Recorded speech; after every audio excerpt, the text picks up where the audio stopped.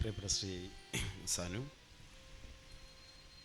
കഴിഞ്ഞ 8 ദിവസങ്ങളായി ഇവിടെ നടന്നു വരുന്ന ഈ മഹത്തായ പ്രദർശനത്തിൻ്റെ സംഘാടകർ പ്രിയപ്പെട്ട ശ്രീ PN ഗോപികൃഷ്ണൻ, ശ്രീ മുരളി ചിരോത്ത്, ശ്രീ സുധീഷ്, മറ്റ് പ്രിയപ്പെട്ട സഹോദരങ്ങളെ,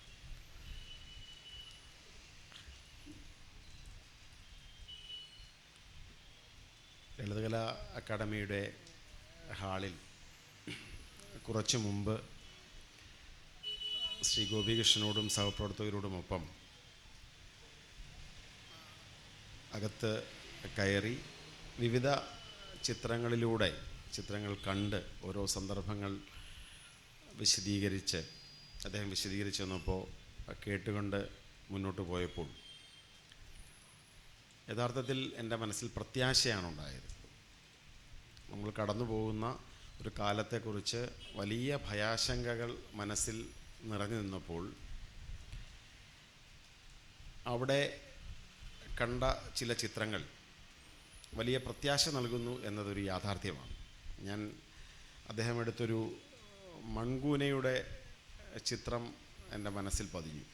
അപ്പോൾ എനിക്ക് എന്താണെന്ന് മനസ്സിലാകാതിരുന്നപ്പോൾ അദ്ദേഹം താക്കൂർ ഭായിയുടെ ഒരു പഴയ ചരിത്രം, എനിക്കൊന്നും ചരിത്ര പുസ്തകങ്ങളിലെങ്ങും രേഖപ്പെടുത്തിയിട്ടില്ലാത്ത ഒന്നാണ്, നവഖാലിയിലെ താക്കൂർ ഭായിയുടെ ജീവിതം അദ്ദേഹം എന്നോട് വിവരിക്കുകയുണ്ടായി.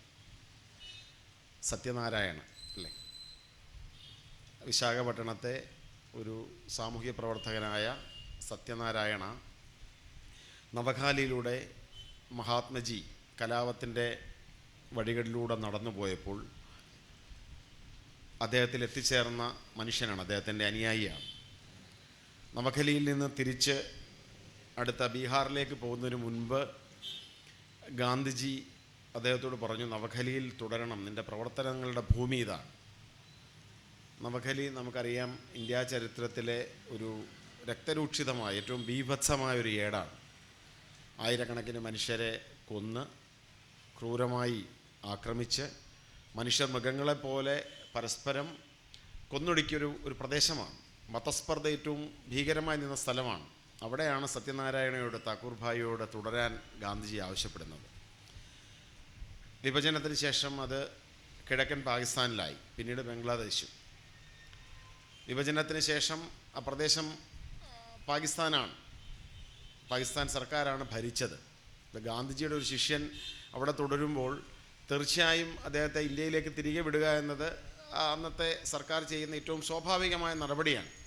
പലതവണ ശ്രമിച്ചിട്ടും താക്കൂർ ഭായ് സത്യനാരായണ അവിടെ നിന്ന് വിട്ടുപോകുവാൻ തയ്യാറായില്ല. പിന്നീടത് ബംഗ്ലാദേശായി. അദ്ദേഹം അവിടെ വെച്ചാണ് അദ്ദേഹത്തിൻ്റെ അന്ത്യനിശ്വാസം, അദ്ദേഹം അവിടെ വെച്ചാണ് മരിച്ചത്.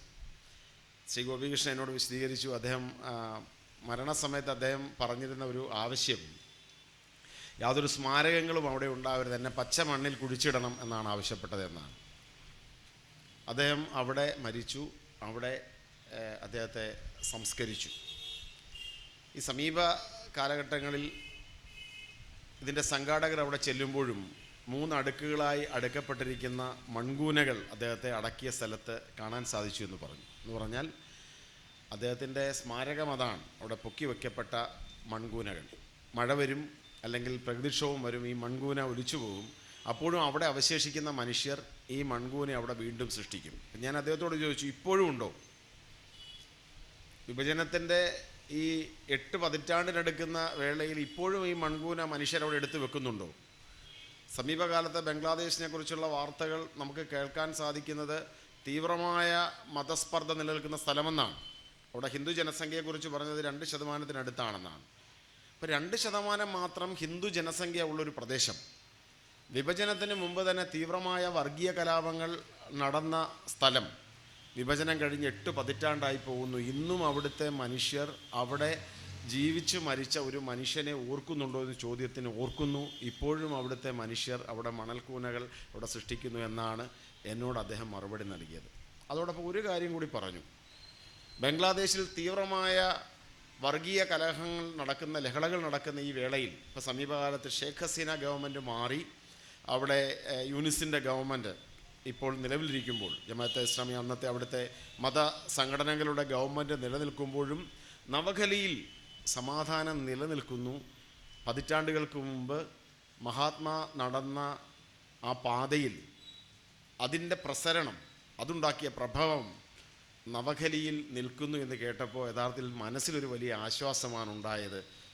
നമ്മുടെ ഈ കെട്ടകാലത്ത് ആ മണൽക്കൂനകൾ, ആ മൺകൂനകൾ അവിടെ സത്യനാരായണയുടെ മൃതശരീരത്തിൻ്റെ അവശിഷ്ടങ്ങൾ പേറുന്ന മണ്ണിൽ ഇന്നും മണൽക്കൂനകൾ സൃഷ്ടിക്കുന്ന മനുഷ്യരുണ്ടെന്നുണ്ടെങ്കിൽ ഇന്ത്യ ഈ കാലത്തിൽ നിന്നും മോചനം നേടുമെന്ന കാര്യത്തിൽ എനിക്ക് സംശയമില്ല എന്നുള്ളതാണ് എൻ്റെ മനസ്സിലൂടെ കടന്നുപോയ ഏറ്റവും ആശ്വാസത്തിൻ്റെ കിരണങ്ങൾ. കാരണം മഹാത്മജി നവഖലിയിലൂടെ നടന്നുപോയ ആ കാലഘട്ടം വിഭജനത്തിൻ്റെ കാലഘട്ടമായിരുന്നു. ഡയറക്റ്റ് ആക്ഷൻ പ്രഖ്യാപിച്ച്, ജിന്ന ഡയറക്റ്റ് ആക്ഷൻ പ്രഖ്യാപിച്ചതിൻ്റെ ആദ്യത്തെ ബഹിർസ്ഫുരണങ്ങളുണ്ടായ നവഖലിയിലാണ്. നിരവധി മനുഷ്യരെ അവിടെ കൊന്നു.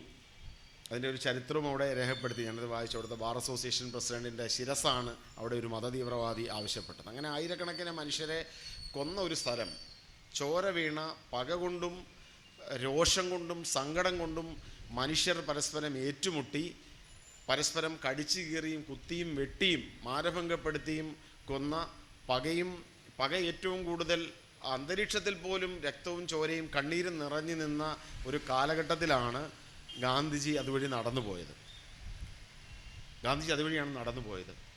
ഗാന്ധിജി നടന്നുപോയ വഴികളിൽ സ്നേഹത്തെ തിരികെ കൊണ്ടുവരാൻ സാധിച്ചു.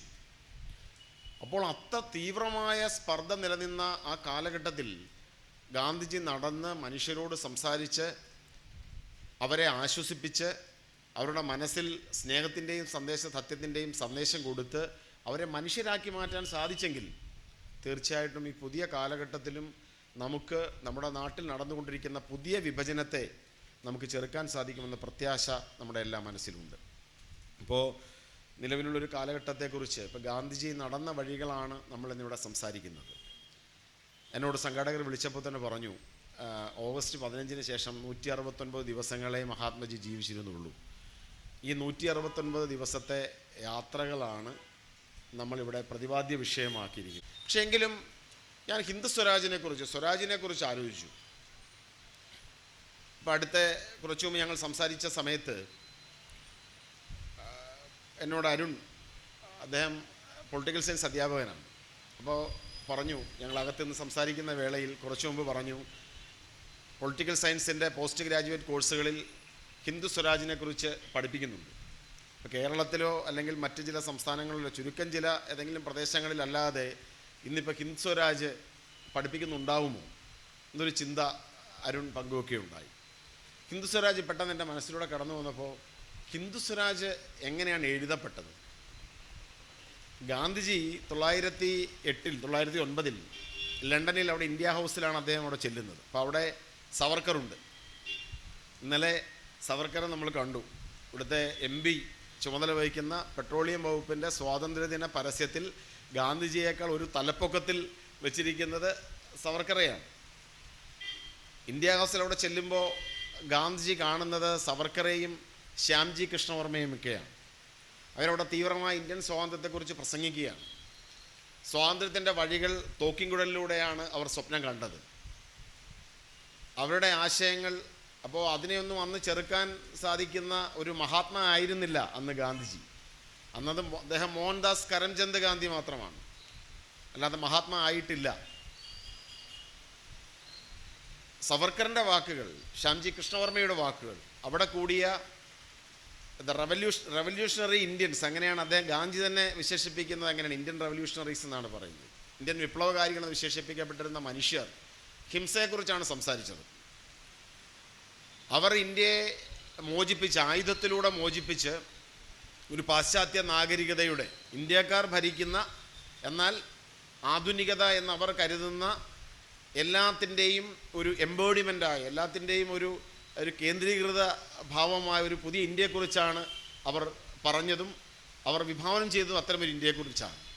ലണ്ടനിൽ നിന്ന് ദക്ഷിണാഫ്രിക്കയിലേക്കുള്ള കപ്പൽ യാത്രക്കിടയിൽ മോഹൻദാസ് ഇടം കൈകൊണ്ടും വലം കൈകൊണ്ടും മാറി മാറി എഴുതിയത് പുതിയ ഇന്ത്യയെക്കുറിച്ചുള്ള അദ്ദേഹത്തിൻ്റെ ആശയമാണ്. ഹിന്ദു സ്വരാജാണ്, സ്വരാജ്യം എന്നാണ് അദ്ദേഹം എഴുതിയത്. ആ സ്വരാജ്യം ഒരു രാഷ്ട്രീയ സ്വാതന്ത്ര്യത്തെ മുൻനിർത്തിയ ഒരു സ്വരാജ്യമായിരുന്നില്ല. അതിലൊരു വ്യക്തി ഉണ്ടായിരുന്നു. ഒരു വ്യക്തിയുടെ ആത്മനിയന്ത്രണവും ഒരു വ്യക്തി എത്തിച്ചേരേണ്ട സാക്ഷാത്കാരവും അങ്ങനെ എൻലൈറ്റൻഡായി മാറുന്ന, ഒരു പ്രബുദ്ധനായി മാറുന്ന ഒരു മനുഷ്യൻ സൃഷ്ടിക്കുന്ന സമൂഹവും ഒരു രാഷ്ട്രം പോലും അതിലുണ്ടായിരുന്നു എന്ന് എനിക്ക് സംശയമാണ്. കാരണം ഗാന്ധിജിയുടെ ചിന്തകളിലൂടെയും ഗാന്ധിജിയുടെ വാക്കുകളിലൂടെയും കടന്നു പോകുമ്പോൾ ഏതെങ്കിലും ഒരു രാഷ്ട്രത്തിൻ്റെ അതിരുകൾക്കുള്ളിൽ നിൽക്കുന്ന ഒരു സമൂഹത്തെ ആയിരുന്നില്ല അദ്ദേഹം കണ്ടത്. അദ്ദേഹം കണ്ടത് സമ്പൂർണ്ണനായ ഒരു മനുഷ്യനെ, ആത്മനിയന്ത്രണം നേടിയെടുത്ത, സ്വരാജ്യം കണ്ടെത്തിയ ഒരു മനുഷ്യനെയും സമൂഹത്തെയുമായിരുന്നു അന്ന് ഗാന്ധിജി സ്വപ്നം കണ്ടത്. ആ സ്വരാജിൽ, ഹിന്ദു സ്വരാജിൽ അദ്ദേഹം ഭാവി സമൂഹത്തെക്കുറിച്ച് സ്വപ്നം കാണുന്നുണ്ട്. ആ സ്വരാജിൽ അദ്ദേഹം ഹിന്ദു മുസ്ലിം ഐക്യത്തെക്കുറിച്ച് പറയുന്നുണ്ട്. അന്നത്തെ കാലഘട്ടത്തിലും ഉണ്ടായിരുന്ന മതസ്പർദ്ധയുടെ കനലുകളെ എങ്ങനെ ഊതിക്കെടുത്തി മനുഷ്യനായി നിൽക്കാമെന്ന് അദ്ദേഹം പറയുന്നുണ്ട്. പാശ്ചാത്യ നാഗരികതയേക്കാൾ ഉയർന്നു നിൽക്കുന്ന ഇന്ത്യൻ ധാർമ്മിക മൂല്യത്തെക്കുറിച്ച് അദ്ദേഹം കൃത്യമായി പറയുന്നുണ്ട്. അവിടെ ഒരു താരതമ്യമല്ല, പാശ്ചാത്യ നാഗരികത മോശമായി അതിന് മുകളിൽ നിൽക്കുന്ന ഒന്നാണ് എന്ന തരത്തിലുള്ള താരതമ്യത്തിനപ്പുറത്ത് പാശ്ചാത്യ നാഗരികതയ്ക്ക് ചിന്തിക്കാൻ പോലും കഴിയാത്ത ഉയർന്ന ധാർമ്മിക മൂല്യമുള്ള ഇന്ത്യയെക്കുറിച്ചാണ് അദ്ദേഹം അവിടെ സംസാരിക്കുന്നത്. അപ്പോൾ ആ ഹിന്ദ് സ്വരാജ് എന്നത് ഗാന്ധിജിയുടെ ഭാവിയിലേക്കുള്ള നടത്തത്തിൻ്റെ, എനിക്ക് തോന്നുന്നു അതിനു മുമ്പ് അദ്ദേഹം നടന്നു തുടങ്ങിയിരുന്നെങ്കിലും അദ്ദേഹം നടക്കുമ്പോൾ അദ്ദേഹം കയ്യിൽ സൂക്ഷിക്കുന്ന പ്രകാശത്തിൻ്റെ ഒരു തരിയായിരുന്നു, അല്ലെങ്കിൽ പ്രകാശത്തിൻ്റെ വലിയൊരു സ്രോതസ്സായിരുന്നു അദ്ദേഹം അന്ന് എഴുതി വെച്ച ഹിന്ദ് സ്വരാജ്. സമീപകാലത്ത് നമുക്കറിയാം, അന്തരിച്ച പ്രഗത്ഭനായ UR അനന്തമൂർത്തി, അനന്തമൂർത്തി സാർ സംസാരിച്ചപ്പോൾ അദ്ദേഹത്തിൻ്റെ അവസാനത്തെ പുസ്തകം തന്നെ ഹിന്ദുത്വ വേഴ്സസ് ഹിന്ദ് സ്വരാജ് എന്ന് പറഞ്ഞാണ് അദ്ദേഹത്തിൻ്റെ പുസ്തകം. അദ്ദേഹം ഈ മോഡി ജീവിക്കുന്ന ഇന്ത്യയിൽ എനിക്കെങ്ങനെ ജീവിക്കാൻ സാധിക്കുമെന്ന് വിലപിച്ചുകൊണ്ടാണ് അദ്ദേഹം ഹിന്ദുത്വയെയും ഹിന്ദു സ്വരാജിനെയും അദ്ദേഹം താരതമ്യം ചെയ്യുന്നത്.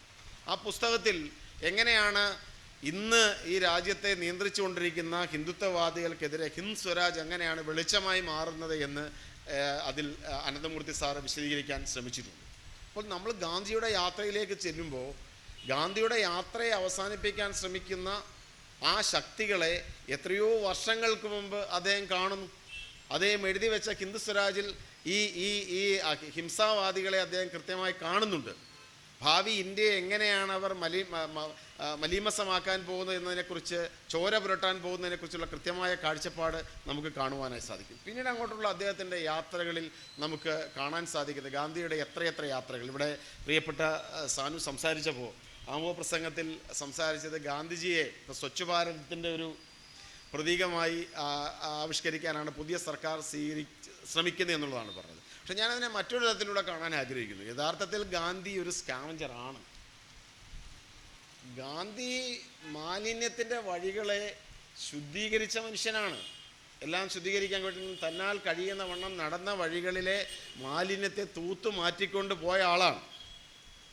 ഇവരതിനെ പ്രതീകാത്മകമായി ഗാന്ധിജിയുടെ മറ്റെല്ലാ വശങ്ങളെയും ഒഴിവാക്കിക്കൊണ്ട് ഇതിനെ ഒരു സ്വച്ഛ് ഭാരത് പ്രതീകമാക്കി മാറ്റാൻ ശ്രമിക്കുമെങ്കിലും അതിലെ ആ ആശയം, ഗാന്ധി മാലിന്യങ്ങളെ മാറ്റിപ്പോയ ആളാണ് എന്നത് ഒരു യാഥാർത്ഥ്യമാണ്. ഏതൊക്കെ മാലിന്യങ്ങൾ? ഇന്ത്യൻ സമൂഹത്തെ തന്നെ നമുക്ക് ഗാന്ധിജിയുടെ ഒരു ട്രാൻസ്ഫോർമേഷൻ, ഗാന്ധിജിയുടെ മാറ്റം നമ്മുടെ മനസ്സിലുണ്ട്. 1924-25 കാലഘട്ടത്തിൽ കേരളത്തിലേക്ക് വന്ന ഗാന്ധി വർണ്ണാശ്രമധർമ്മം ശരിയാണെന്ന് വിശ്വസിച്ചിരുന്ന ഒരാളാണ്. വർണ്ണാശ്രമം എന്നത് ഒരു തൊഴിൽ വിഭജനമാണ്. ഇന്ത്യൻ സമൂഹത്തിലെ വർഷങ്ങളായി നിലനിർത്തുന്ന തൊഴിൽ വിഭജനത്തിൻ്റെ ഭാഗമാണ് വർണ്ണാശ്രമമെന്നും അതിലെ അയിത്തം ഉൾപ്പെടെയുള്ള കാര്യങ്ങൾ പിന്നീട് കൂട്ടിച്ചേർക്കപ്പെട്ടതായതുകൊണ്ട് തന്നെ ജാതി എന്നത് തെറ്റല്ല, പക്ഷെ ജാതിയുടെ പേരിൽ വരുന്നുകൊണ്ടിരിക്കുന്ന അയിത്തവും മറ്റു തരത്തിലുള്ള അനാചാരങ്ങളുമാണ് തെറ്റെന്ന് വിശ്വസിച്ച ആളായിരുന്നു ഗാന്ധി. ഇവിടെ വന്ന് നാരായണ ഗുരുവുമായും അല്ലെങ്കിൽ മറ്റ് വിവിധ വ്യക്തിത്വങ്ങളുമായി കൂടിക്കാഴ്ച നടത്തുമ്പോൾ അദ്ദേഹത്തിനുണ്ടാവുന്ന മാറ്റങ്ങൾ നമുക്ക് മനസ്സിലാക്കുവാനായി സാധിക്കും.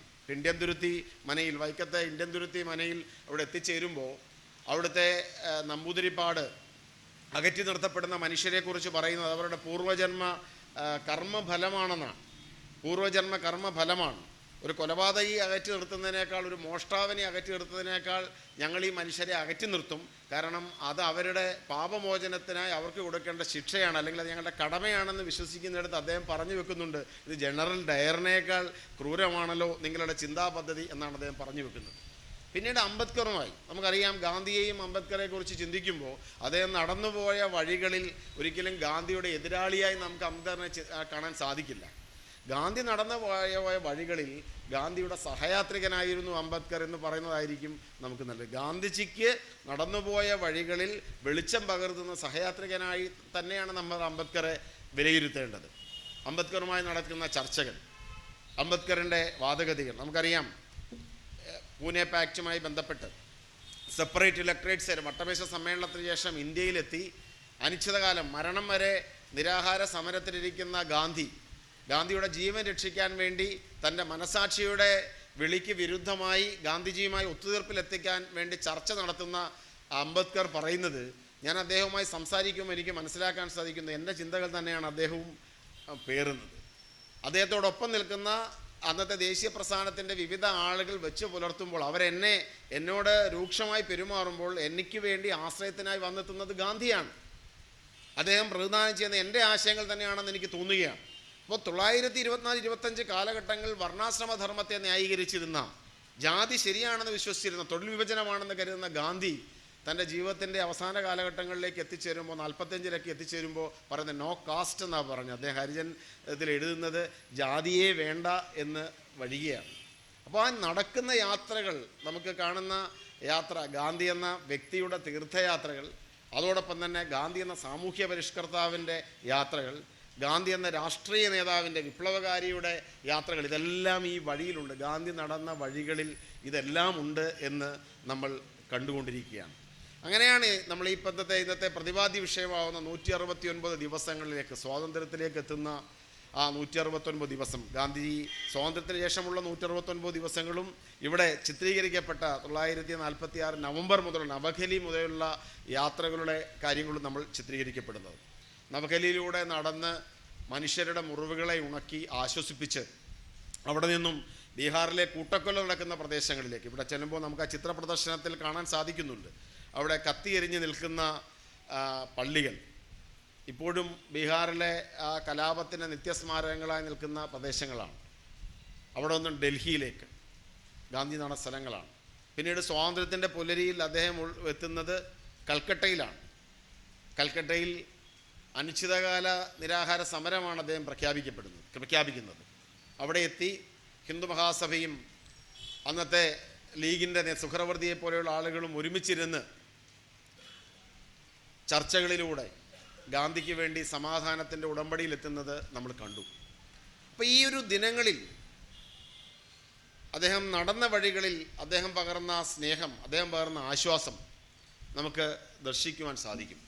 ഗാന്ധി വധത്തിലേക്ക് എത്തുന്ന കാര്യങ്ങൾ, ഇപ്പം നാഥുറാം ഗോഡ്സെ അദ്ദേഹത്തിൻ്റെ സത്യവാങ്മൂലം, ഞാൻ കുറച്ച് നാളുകൾക്ക് മുമ്പ് എഴുത്തുകാരിയായ പ്രിയപ്പെട്ട സഹോദരി സുധാമേനോനുമായി സംസാരിച്ചപ്പോൾ ശ്രീ PN ഗോപികൃഷ്ണൻ സുധാമേനോനോട് പറഞ്ഞ ഒരു കാര്യം എന്നോട് പങ്കുവയ്ക്കുകയുണ്ടായി.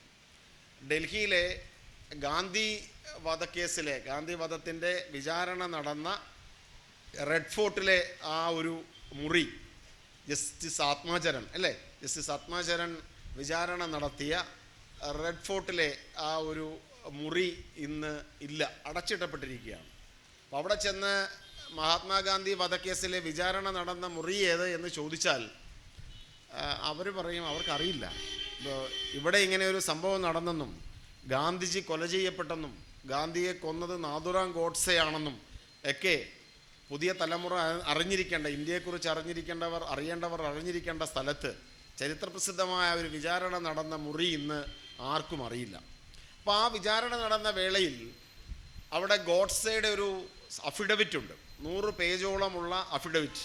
പിന്നീട് അതിനെക്കുറിച്ച് പഠിച്ചിട്ടുള്ള ആളുകൾ പറയുന്നു ഒരിക്കലും ഗോഡ്സെ അത് എഴുതാൻ യാതൊരു സാധ്യതയുമില്ല എന്നാണ് അതിനെക്കുറിച്ച് പറയുന്നത്. ഗോഡ്സെ ഒരു പത്രാധിപരായിരുന്നു, നമ്മൾ ആ ഒരു വസ്തുത മറച്ചു വെക്കാൻ പാടില്ല. ഗോഡ്സെ ഹിന്ദുരാഷ്ട്രയുടെയും അതിനു മുമ്പ് മറ്റൊരു മറാത്തി പത്രത്തിൻ്റെയും പത്രാധിപരായിരുന്നു. അവിടെ നിൽക്കട്ടെ. ഈ 100 പേജുള്ള ഈ സത്യപ്രസ്താവന, ആ ഗോഡ്സെയുടെ ആ ഒരു പ്രസ്താവനയിൽ ഗോഡ്സെ യുക്തിഭദ്രമായി പറഞ്ഞു വെക്കാൻ ശ്രമിക്കുന്നത് ഗാന്ധിയോട് വ്യക്തിപരമായി യാതൊരു പ്രശ്നങ്ങളുമില്ല, ഗാന്ധിയോടുള്ളത് രാഷ്ട്രീയമായ എതിർപ്പാണ്. ഹിന്ദു സമൂഹത്തോട് ചെയ്ത പാതകങ്ങൾ കൊണ്ട് ഇന്ത്യയുടെ വിഭജനത്തിന് കാരണക്കാരനായതുകൊണ്ട് ഗാന്ധിയെ കൊല്ലേണ്ടി വന്നു എന്നുള്ളതാണ് ഗോഡ്സെ പറഞ്ഞു വെക്കുന്നത്. ഇപ്പോൾ പ്രദീപ് ദാൽവിയുടെ പിന്നീട് എഴുതിയ ഒരു നാടകം നമുക്കറിയാം, ഈ ഗാന്ധി കെ ഗോഡ്സെ അല്ലെങ്കിൽ നാഥുറാം ഗോഡ്സെ ബോൾത്തെ ഹെ എന്ന് പറഞ്ഞിരിക്കുന്ന നാടകങ്ങളുമൊക്കെയുണ്ട്.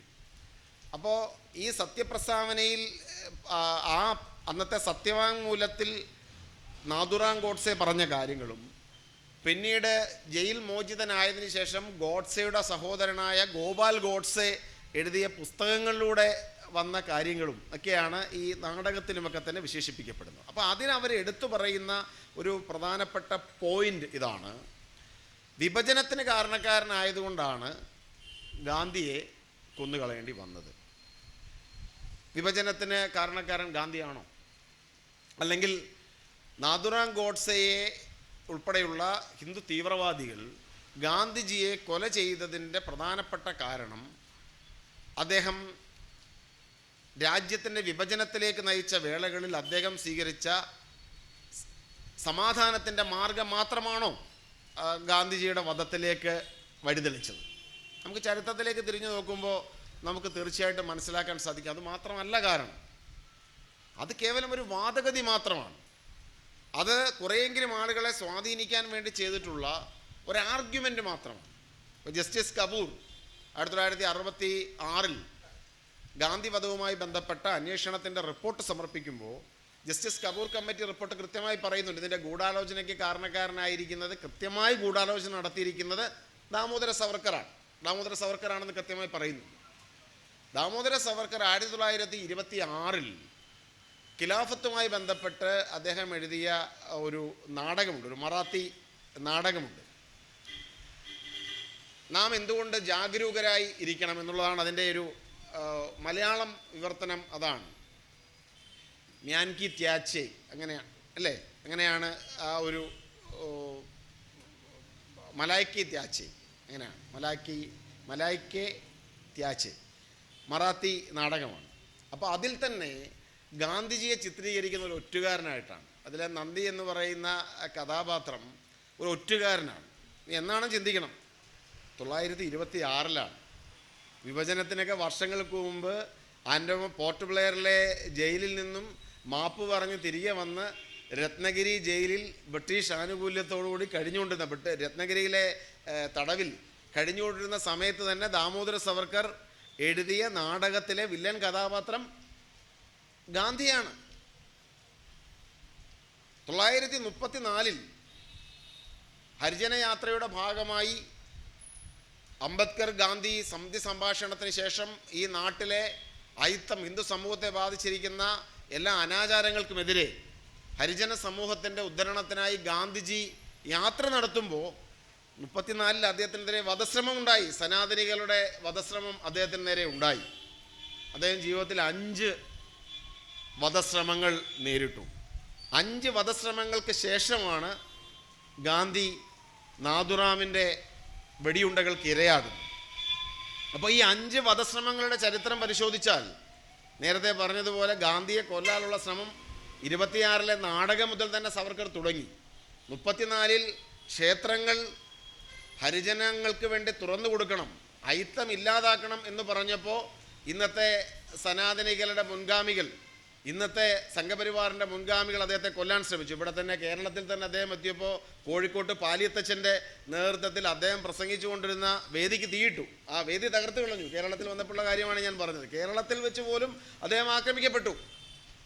അപ്പോൾ കേവലം വിഭജനം മാത്രമായിരുന്നോ അദ്ദേഹത്തെ വധിക്കുന്നതിലേക്ക് കാര്യങ്ങൾ എത്തിച്ചത്? അല്ലെങ്കിൽ കലാപം നടന്ന നവഖലിയിലും ബീഹാറിലും ഡൽഹിയിലും കൽക്കട്ടയിലും സഞ്ചരിച്ചത് കൊണ്ടും അതുകൊണ്ട് ഹിന്ദു സമൂഹത്തിനുണ്ടായ രോഷമാണോ ഗാന്ധിജിയെ കൊല്ലുന്നതിലേക്ക് കലാശിച്ചത്? അതിന് എത്രയോ മുമ്പ് അദ്ദേഹത്തെ കൊല്ലാനുള്ള ശ്രമങ്ങൾ തുടർന്നിരുന്നു. അപ്പോൾ പ്രശ്നം അദ്ദേഹത്തിൻ്റെ ആശയങ്ങളാണ്. അത് കേവലം രാഷ്ട്രത്തിൽ ഒതുങ്ങി നിൽക്കുന്നതല്ല. സമൂഹത്തെക്കുറിച്ചുള്ള അദ്ദേഹത്തിൻ്റെ ആശയങ്ങൾ, മനുഷ്യനെക്കുറിച്ചുള്ള അദ്ദേഹത്തിൻ്റെ ആശയങ്ങൾ, ഇന്ത്യയെക്കുറിച്ചുള്ള അദ്ദേഹത്തിൻ്റെ ആശയങ്ങൾ, ഇതൊക്കെ തന്നെ ആയിരുന്നു പ്രശ്നം. സവർക്കർ ഉൾപ്പെടെയുള്ള ആളുകൾ ഇന്ത്യ വിഭജനത്തിനെതിരായിരുന്നോ? നമുക്ക് അതിൻ്റെ ചരിത്രത്തിലൂടെ കടന്നുപോയാലും മനസ്സിലാക്കാൻ സാധിക്കും. 1937 ഹിന്ദു മഹാസഭയുടെ അഹമ്മദാബാദ് യോഗത്തിൽ സവർക്കറുടെ പ്രസംഗം ഇന്ത്യയിൽ 2 സംസ്കാരങ്ങളുണ്ടെന്നാണ്, 2 രാജ്യങ്ങൾ, 2 ദേശങ്ങൾ ഈ രാജ്യത്തുണ്ടെന്നാണ്, 2 നേഷൻസ് എന്നാണ് അദ്ദേഹം പ്രസംഗിച്ചത്. 2 രാജ്യങ്ങളുണ്ട് എന്ന് പറയുക മാത്രമല്ല അതിനെ പിന്തുണച്ച ആളാണ്. പുന്നപ്രവേലാറിൻ്റെ രേഖകളിലൂടെ കടന്നു പോകുമ്പോൾ CP രാമസ്വാമി അയ്യർ സ്വതന്ത്ര തിരുവിതാംകൂർ വാദം പ്രഖ്യാപിച്ച സമയത്ത്, അദ്ദേഹത്തെ സ്വതന്ത്ര തിരുവിതാംകൂർ പ്രഖ്യാപിക്കുന്ന സമയത്ത് 2 പ്രധാനപ്പെട്ട സംഘടനകളുടെ കത്തുകളാണ് അദ്ദേഹത്തിന് ലഭിച്ചത്. ഒന്ന് മുഹമ്മദ് അലി ജിന്നയുടേതാണ്. കാരണം ജിന്നയ്ക്ക് സന്തോഷമായി നാട്ടുരാജ്യങ്ങളെല്ലാം തന്നെ ഇത്തരത്തിൽ സ്വാതന്ത്ര്യ പ്രഖ്യാപനം നടത്തുന്നത്, ബ്രിട്ടീഷ് ഇന്ത്യയിലെ നാട്ടുരാജ്യങ്ങൾ സ്വാതന്ത്ര്യ പ്രഖ്യാപനം നടത്തുമ്പോൾ അദ്ദേഹത്തിൻ്റെ പാകിസ്ഥാൻ വാദത്തിന് കൂടുതൽ ബലം കിട്ടുകയാണ്. ഇന്ത്യയിൽ തന്നെ വിഭജിച്ച് ഇന്ത്യ ഒരു ഇസ്ലാമിക രാഷ്ട്രം ഉണ്ടാക്കണമെന്ന് പറയുന്നതിന് ഒരു ന്യായീകരണം ലഭിക്കുകയാണ്. കാരണം ഇന്ത്യയുടെ തന്നെ അല്ലെങ്കിൽ ബ്രിട്ടീഷ് ഇന്ത്യയുടെ ഭാഗമായി നിൽക്കുന്ന നാട്ടുരാജ്യങ്ങളിൽ ഒരു രാജ്യം, തിരുവിതാംകൂർ എന്ന് പറയുന്ന ഒരു രാജ്യം ഹിന്ദു രാജ്യമായി പ്രഖ്യാപിക്കുകയാണ്. അപ്പോൾ അതിനെ പിന്തുണച്ചുകൊണ്ട് മുഹമ്മദ് അലി ജിന്ന കത്തെഴുതി. 2ാമത്തെ കത്ത് ഹിന്ദു മഹാസഭയുടെ നേതാവായിരുന്ന ദാമോദര സവർക്കറിൻ്റേതാണ്. ദാമോദര സവർക്കർ എഴുതിയിരിക്കുന്ന കത്ത് ഇങ്ങനെയാണ് പറയുന്നത്. സവർക്കർ പറയുന്നു, ജുനഗഡും ഹൈദരാബാദുമെല്ലാം അവിടുത്തെ മുസ്ലിം ഭൂരിപക്ഷ പ്രദേശങ്ങൾ സ്വതന്ത്ര രാഷ്ട്രങ്ങളായി പ്രഖ്യാപിക്കുമ്പോൾ തിരുവിതാംകൂറിൽ, ഈ തെക്ക് തിരുവിതാംകൂർ ഒരു ഹിന്ദു രാഷ്ട്രം സ്വയമേവ പ്രഖ്യാപിക്കുന്നത് എനിക്ക് സന്തോഷം പകരുന്നു.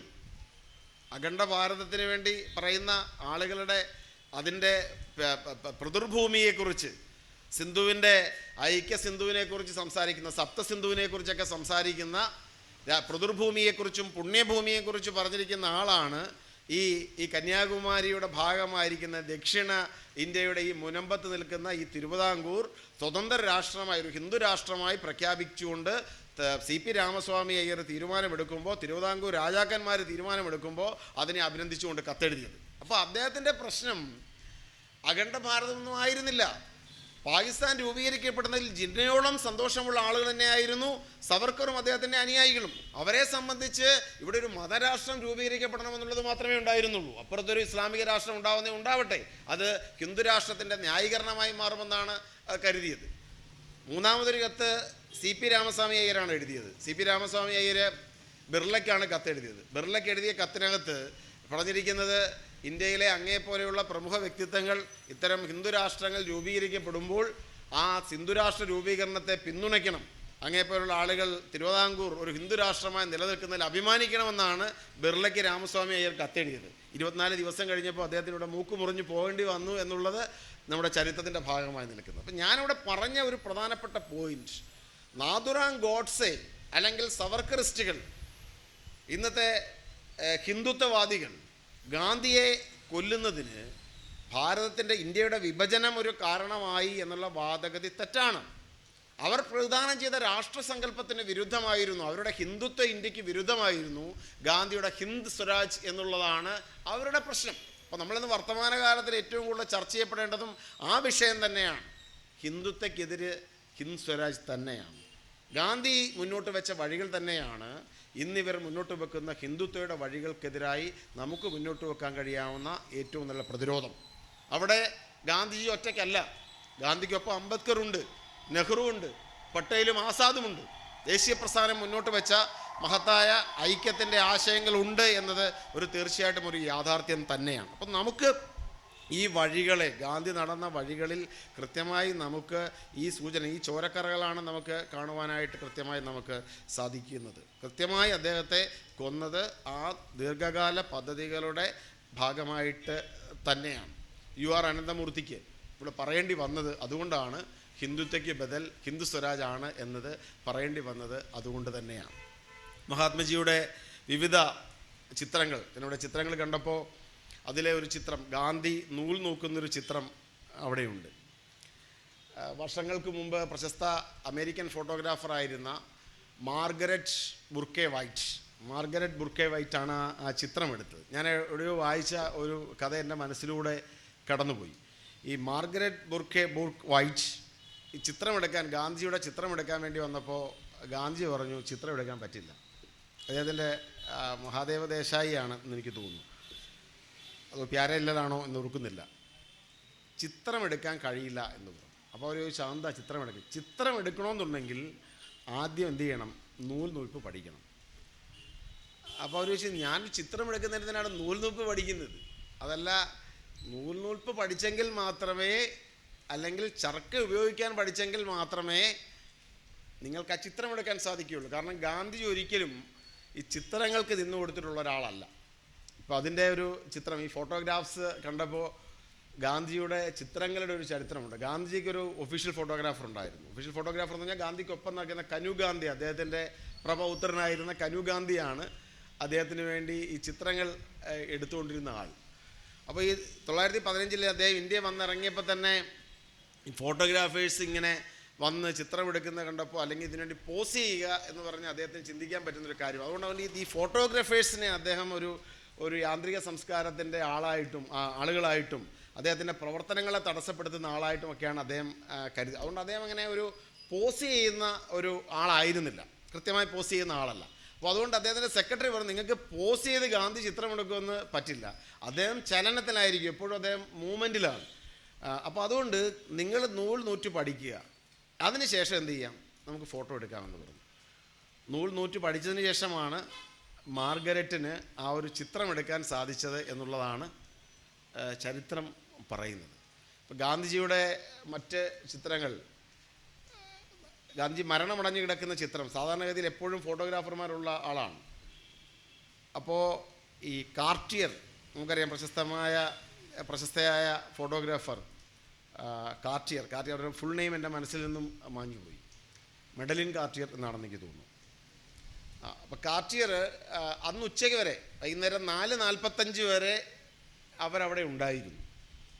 പക്ഷെ ഗാന്ധി വെടിയേറ്റ് മരിക്കുന്ന 5:17 ആ സമയത്ത് അവർ പുറത്തു പോയി, പിന്നീട് തിരിച്ചു വന്നിട്ടാണ് ചിത്രം എടുക്കുന്നത്.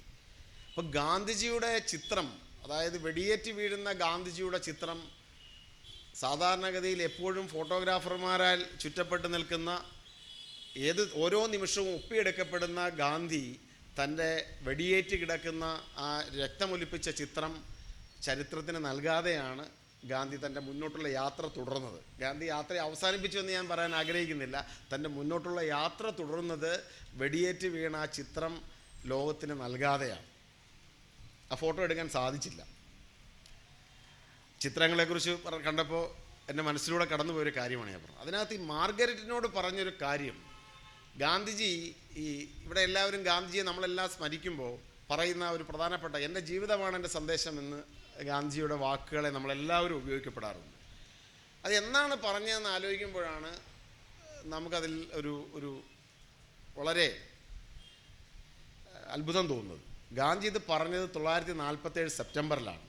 സ്വാതന്ത്ര്യമൊക്കെ കിട്ടി തൻ്റെ ജീവിതത്തിലെ ഒരു അവസാന ഘട്ടത്തിലേക്ക് അടുക്കുമ്പോൾ മാത്രമാണ് ഗാന്ധിജി പറയുന്നത്, എൻ്റെ ജീവിതമാണ് എൻ്റെ സന്ദേശം എന്നൊരു വാക്ക് അദ്ദേഹം പറയുന്നത് അപ്പോഴാണ്. എന്ന് പറഞ്ഞാൽ പ്രവൃത്തിയുടെ ശക്തി, ഗാന്ധി എന്ന് പറയുന്ന മനുഷ്യനെ രൂപപ്പെടുത്തിയത് തീർച്ചയായിട്ടും മുന്നോട്ടുള്ള യാത്ര അദ്ദേഹം കൊണ്ടുപോയത് സത്യത്തിൽ അധിഷ്ഠിതപ്പെടുത്തിയാണ്. പലപ്പോഴും രാഷ്ട്രീയ നേതാക്കന്മാരെക്കുറിച്ചും വ്യക്തികളുടെയും ഏറ്റവും വലിയ ക്വാളിറ്റി ആയിട്ട് നമ്മൾ പറയുന്നത് അവരൊരു വാക്ക് പറഞ്ഞാൽ വാക്കാണ് എന്നുള്ള ഒരു കാര്യമാണ്. ഒരു വാക്ക് പറഞ്ഞു പിന്നെ മാറ്റമില്ല എന്നുള്ളതാണ്. ഗാന്ധിജി അദ്ദേഹത്തിൻ്റെ ഏറ്റവും വലിയ ഗുണമായി കണക്കാക്കുന്നതിൻ്റെ സ്ഥിരതയില്ലായ്മ എന്നുള്ളതാണ്. അദ്ദേഹം പറഞ്ഞത്, വസ്തുതകൾ മാറി മാറി വരുമ്പോൾ, എനിക്ക് പുതിയ വസ്തുതകൾ എൻ്റെ മനസ്സിലേക്ക് കടന്നു വരുമ്പോൾ ഞാൻ എൻ്റെ നിലപാട് മാറ്റും. പുതിയ വസ്തുതകൾ കടന്നു വരുമ്പോൾ അതാണ് ശരിയെന്ന് തോന്നിക്കഴിഞ്ഞാൽ ഞാൻ എൻ്റെ നിലപാട് മാറ്റും. എൻ്റെ അവസാനത്തെ നിലപാടാണ് സത്യം, അതാണ് എൻ്റെ അവസാനത്തെ ബോധ്യം എന്ന് അദ്ദേഹം പറയാറുണ്ട്. അപ്പോൾ ഈ നൂല് നോക്കുന്ന കാര്യം പറയുമ്പോഴും നമുക്ക് ആ ഒരു സത്യത്തോടുള്ള അടുപ്പ്, കാരണം ആ ഒരു ചിത്രം എടുക്കണമെന്നുണ്ടെങ്കിൽ ധാർമ്മികമായ കരുത്തുള്ള ഒരാൾക്ക് മാത്രമേ അത്തരമൊരു ചിത്രം എടുക്കാൻ കഴിയുകയുള്ളൂ എന്നൊരു ബോധ്യമാണ് നൂൽനൂക്കുന്ന ചിത്രം എടുക്കുന്നതിന് മുമ്പ് മാർഗരറ്റിന് നൂൽനൂപ്പ് പഠിക്കാനായിട്ട് ബോധ്യപ്പെടേണ്ടി വന്നത്, അല്ലെങ്കിൽ പഠിക്കേണ്ടി വന്നതിൻ്റെ ചരിത്രം അതാണ്. അപ്പം ഞാൻ പറഞ്ഞതിൻ്റെ ഒരു കൃത്യമായൊരു സൂചന ഇതാണ്. ഗാന്ധിജി നടന്ന വഴികളെക്കുറിച്ച് ചിന്തിക്കുമ്പോൾ ഗാന്ധിജിയുടെ യാത്ര ജീവിതത്തിൽ അദ്ദേഹം വളരെ മുമ്പേ ആരംഭിച്ചൊരു യാത്രയാണ്. അതൊരു പാതയിലൂടെ നടന്നൊരു യാത്രയല്ല, വ്യത്യസ്തമായ പാതകളിലൂടെ നടന്ന് അവിടെ ഒരു സ്കാവഞ്ചറായി പാതകളെ ശുദ്ധീകരിച്ച് നടന്നുപോയ ഒന്നാണ് ഗാന്ധിജിയുടെ യാത്ര. ആ ഗാന്ധിജിയുടെ യാത്രയിൽ അദ്ദേഹം ഏകനായിരുന്നില്ല. വ്യത്യസ്തരായ മനുഷ്യർ, ഗാന്ധിയെ രൂപപ്പെടുത്തിയ വ്യത്യസ്തരായ മനുഷ്യർ, അതിൽ കസ്തൂർബയുണ്ട്, അതിൽ നെഹ്റു ഉണ്ട്, അതിൽ അംബേദ്കർ ഉണ്ട്, അതിൽ നാരായണ ഗുരു ഉണ്ട്. വ്യത്യസ്തരായ നിരവധി മനുഷ്യരുണ്ട്. അതിൽ പേരുള്ളവരും പേരില്ലാത്തവരുമായ മനുഷ്യരുണ്ട്. അങ്ങനെയാണ് ഗാന്ധി മുന്നോട്ട് പോകുന്നത്. അപ്പോൾ ഒരു ചുവട് വെച്ച ഗാന്ധി അല്ല അടുത്ത ചുവട് വെച്ചത്, അങ്ങനെ മുന്നോട്ടുള്ളൊരു യാത്രയാണ്. നാഥുറാമും ഒരർത്ഥത്തിൽ ഗാന്ധിയെ രൂപപ്പെടുത്തിയ ഒരാളാണ്. നമ്മൾ ഇന്ന് ഇന്ത്യയെക്കുറിച്ച് വിലയിരുത്തുമ്പോൾ ഗോഡ്സെ പ്രതിദാനം ചെയ്യുന്നത് എന്താണെന്ന് നമ്മൾ മനസ്സിലാവുകയാണ്. ഗോഡ്സെ പ്രതിദാനം ചെയ്തത് നേരത്തെ നമ്മൾ പറഞ്ഞതുപോലെ ഒരു രാഷ്ട്ര സങ്കല്പത്തെയാണ് ഗോഡ്സെ പ്രതിദാനം ചെയ്തത്. അത് ഗോഡ്സെ കൊണ്ട് അവസാനിക്കുന്നില്ല, ഇന്നും അത് തുടർന്നുകൊണ്ടിരിക്കുകയാണ്. അതുകൊണ്ടാണ് ഞാൻ നേരത്തെ പറഞ്ഞത് ഗാന്ധി മരിച്ചിട്ടില്ല എന്ന് പറയുന്നതോടൊപ്പം തന്നെ ഗോഡ്സെയും മരിച്ചിട്ടില്ല. ആ ഗോഡ്സെമാരെയാണ് ഇന്നലത്തെ പരസ്യങ്ങളിലൊക്കെ നമ്മൾ കണ്ടത്. സവർക്കറെ അവർ പ്രതിഷ്ഠിക്കുകയാണ്, ഓരോ അർത്ഥത്തിലും പ്രതിഷ്ഠിക്കുകയാണ്. റെഡ് ഫോർട്ടിലെ വിചാരണ നടന്ന മുറികൾ അവർ ചരിത്രത്തിൽ നിന്ന് മായ്ച്ചു കളയാൻ ആഗ്രഹിക്കുന്നു. പാഠപുസ്തകങ്ങളിൽ ചോദ്യങ്ങളായി വരികയാണ്. ഗാന്ധി ആത്മഹത്യ ചെയ്തതിൻ്റെ കാരണം എന്താണ് എന്നത് ചോദ്യമായിട്ട് അവർ കൊണ്ടുവരാൻ ആഗ്രഹിക്കുകയാണ്. ഗാന്ധിയിലെ മ്യൂസിയങ്ങളിൽ ഗാന്ധി മരണമടഞ്ഞതിൻ്റെ കാരണങ്ങൾ അവർ മായ്ച്ചു കളഞ്ഞുകൊണ്ടിരിക്കുന്നു. പാർലമെൻറ്റിനുള്ളിൽ അവർ ഗോഡ്സെയെ സ്തുതിക്കുന്നു. ഇന്ത്യയിലെ ഓരോ ദിവസവും പുതുതായി പബ്ലിഷ് ചെയ്യപ്പെട്ടു കൊടുക്കുന്ന നിരവധി പുസ്തകങ്ങളിൽ ഗോഡ്സെയുടെ സത്യവാങ്മൂലങ്ങൾ വീരോചിതമായിട്ട് അവർ പ്രസിദ്ധീകരിച്ചുകൊണ്ടിരിക്കുന്നു. അപ്പോൾ ഈ പോരാട്ടം തുടരുകയാണ്, യാത്ര തുടരുകയാണ്. യാത്ര അവസാനിച്ചിട്ടില്ല. 1948 ജനുവരി 30 അവസാനിച്ചൊരു യാത്രയല്ല അത്. അപ്പം അതുകൊണ്ട് തന്നെ ഗാന്ധിജിയുടെ രാഷ്ട്രസങ്കല്പത്തെ, സ്നേഹത്തിൻ്റെയും സത്യത്തിൻ്റെയും അഹിംസയുടെയും രാഷ്ട്രസങ്കല്പത്തെ സംരക്ഷിക്കാനുള്ള ഉത്തരവാദിത്വം നമുക്ക് ഓരോരുത്തർക്കും ഉണ്ട്. ഇത്തരം പ്രദർശനങ്ങൾ പോലും ആ പോരാട്ടത്തിലെ ഒരു നിർണായകമായ ചുവടുവെപ്പായി ഞാൻ കണക്കാക്കുകയാണ്. ഇത് വരും തലമുറകൾക്ക് വേണ്ടി സംരക്ഷിക്കപ്പെടേണ്ട ഒന്നാണ്. ഇതിലെ ഓരോ നിമിഷവും കണ്ടു പോകുന്ന ഓരോന്നും, അവിടെ താക്കൂർ ഭായിയുടെ ആ ബലി പീഠത്തിൽ അദ്ദേഹത്തിൻ്റെ മുകളിൽ വെച്ചിരിക്കുന്ന പച്ചമണ്ണുകൾ പ്രത്യാശയുടെ മൺകൂനകളാണ്. ഇന്നത്തെ കാലത്തെ തിരുത്തുവാൻ സാധിക്കുമെന്നുള്ള പ്രത്യാശയുടെ പച്ചത്തുരുത്തുകൾ. എല്ലാ ആശംസകളും അഭിവാദ്യങ്ങളും അർപ്പിക്കുന്നു. ഈ ഒരു നല്ല പ്രദർശനം സംഘടിപ്പിച്ച സംഘാടകരെ, അവരതിനായി എടുത്ത അധ്വാനത്തെ അഭിനന്ദിക്കുന്നു. നമസ്കാരം.